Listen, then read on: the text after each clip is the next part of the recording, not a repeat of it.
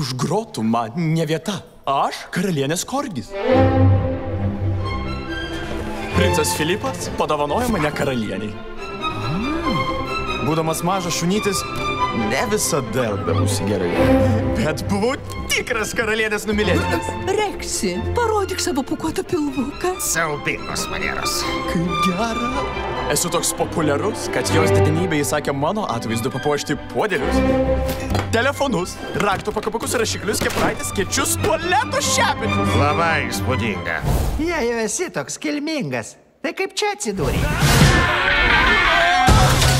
Siaubingai susimoviau. Ir turėjau bėgti. Gal tau ir pasiseks. Nors daugumą iš mūsų tai čia visai patinka. Didenybė.